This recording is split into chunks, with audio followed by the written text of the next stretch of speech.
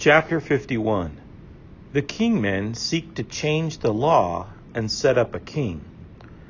Pehorin and the freemen are supported by the voice of the people. Moroni compels the kingdom to defend their country or be put to death. Amalickiah and the Lamanites capture many fortified cities. Teancum repels the Lamanite invasion and slays Amalickiah in his tent. About 67 to 66 BC. And now it came to pass in the commencement of the 25th year of the reign of the judges over the people of Nephi, they having established peace between the people of Lehi and the people of Morianton concerning their lands, and having commenced the 25th year in peace. Nevertheless, they did not long maintain an entire peace in the land, for there began to be a contention among the people concerning the chief judge Pehorin. For behold, there were a part of the people who desired that a few particular points of the law should be altered. But behold, Pehorin would not alter nor suffer the law to be altered. Therefore, he did not hearken to those who had sent in their voices with their petitions concerning the altering of the law. Therefore, those who were desirous that the law should be altered were angry with him, and desired that he should no longer be chief judge over the land. Therefore, there arose a warm dispute concerning the matter, but not unto bloodshed. And it came to pass that those who were desirous that Pehorin should be dethroned from the judgment seat were called kingmen, for they were desirous that the law should be altered in a manner to overthrow the free government and to establish a king over the land. And those who were desirous that Pehorin should remain chief judge over the land took upon them the name of freemen. And thus was the division among them. For the freemen had sworn or covenanted to maintain their rights and the privileges of their religion by a free government.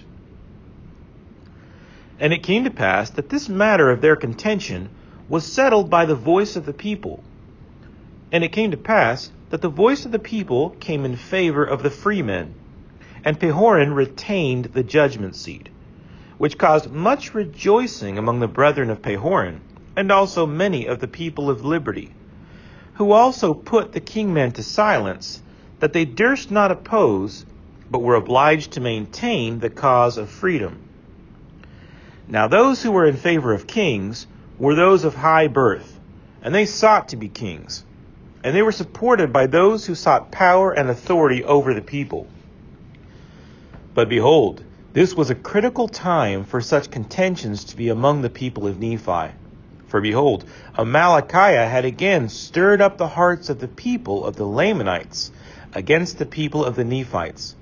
And he was gathering together soldiers from all parts of his land, and arming them, and preparing for war with all diligence, for he had sworn to drink the blood of Moroni. But behold, we shall see that his promise which he made was rash. Nevertheless, he did prepare himself and his armies to come to battle against the Nephites. Now his armies were not so great as they had hitherto been, because of the many thousands who had been slain by the hand of the Nephites. But notwithstanding their great loss, Amalickiah had gathered together a wonderfully great army, insomuch that he feared not to come down to the land of Zarahemla. Yea, even Amalickiah did himself come down at the head of the Lamanites. And it was in the 25th year of the reign of the judges. And it was at the same time that they had begun to settle the affairs of their contentions concerning the chief judge Pehorin. And it came to pass that when the men who were called kingmen had heard that the Lamanites were coming down to battle against them, they were glad in their hearts, and they refused to take up arms, for they were so wroth with the chief judge, and also with the people of liberty, that they would not take up arms to defend their country. And it came to pass that when Moroni saw this, and also saw that the Lamanites were coming into the borders of the land, he was exceedingly wroth because of the stubbornness of those people whom he had labored with so much diligence to preserve. Yea, he was exceedingly wroth, his soul was filled with anger against them. And it came to pass that he sent a petition with the voice of the people unto the governor of the land, desiring that he should read it, and give him, Moroni, power to compel those dissenters to defend their country or to put them to death. For it was his first care to put an end to such contentions and dissensions among the people. For behold, this had been hitherto a cause of all their destruction. And it came to pass that it was granted according to the voice of the people. And it came to pass that Moroni commanded that his army should go against those kingmen, to pull down their pride and their nobility and level them with the earth, or they should take up arms and support the cause of liberty. And it came to pass that the armies did march forth against them, and they did pull down their pride and their nobility, insomuch that as they did lift their weapons of war to fight against the men of Moroni, they were hewn down and leveled to the earth. And it came to pass that there were 4,000 of those dissenters who were hewn down by the sword. And those of their leaders who were not slain in battle were taken and cast into prison, for there was no time for their trials at this period. And the remainder of those dissenters, rather than be smitten down to the earth by the sword, yielded to the standard of liberty, and were compelled to hoist the title of liberty upon their towers and in their cities, and to take up arms in defense of their country. And thus Moroni put an end to those kingmen, that there were not any known by the appellation of kingmen. And thus he put an end to the stubbornness and the pride of those people who professed the blood of nobility. But they were brought down to humble themselves like unto their brethren, and to fight valiantly for their freedom from bondage. Behold, it came to pass that while Moroni was thus breaking down the wars and contentions among his own people, and subjecting them to peace and civilization, and making regulations to prepare for war against the Lamanites, behold, the Lamanites had come into the land of Moroni, which was in the borders by the seashore. And it came to pass that the Nephites were not sufficiently strong in the city of Moroni. Therefore Amalickiah did drive them, slaying many. And it came to pass that Amalickiah took possession of the city, yea, possession of all their fortifications. And those who fled out of the city of Moroni came to the city of Nephihah. And also the people of the city of Lehi gathered themselves together, and made preparations, and were ready to receive the Lamanites to battle. But it came to pass that Amalickiah would not suffer the Lamanites to go against the city of Nephihah to battle, but kept them down by the seashore, leaving men in every city to maintain and defend it.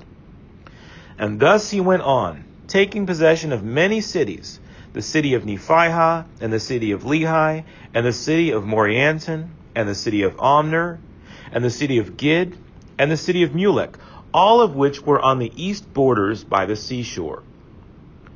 And thus had the Lamanites obtained, by the cunning of Amalickiah, so many cities, by their numberless hosts, all of which were strongly fortified, after the manner of the fortifications of Moroni, all of which afforded strongholds for the Lamanites. And it came to pass that they marched to the borders of the land bountiful, driving the Nephites before them, and slaying many.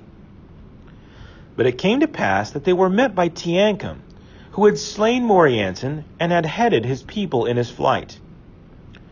And it came to pass that he headed Amalickiah also, as he was marching forth with his numerous army, that he might take possession of the land bountiful, and also the land northward. But behold, he met with a disappointment, by being repulsed by Teancum and his men, for they were great warriors. For every man of Teancum did exceed the Lamanites in their strength and in their skill of war, insomuch that they did gain advantage over the Lamanites. And it came to pass that they did harass them, insomuch that they did slay them even until it was dark. And it came to pass that Teancum and his men did pitch their tents in the borders of the land bountiful. And Amalickiah did pitch his tents in the borders on the beach by the seashore. And after this manner were they driven. And it came to pass that when the night had come, Teancum and his servants stole forth and went out by night, and went into the camp of Amalickiah. And behold, sleep had overpowered them, because of their much fatigue, which was caused by the labors and heat of the day. And it came to pass that Teancum stole privily into the tent of the king, and put a javelin to his heart. And he did cause the death of the king immediately, that he did not awake his servants. And he returned again privily to his own camp, and behold, his men were asleep. And he awoke them, and told them all the things that he had done. And he caused that his army should stand in readiness, lest the Lamanites had awakened, and should come upon them. And thus endeth the 25th year of the reign of the judges over the people of Nephi. And thus endeth the days of Amalickiah.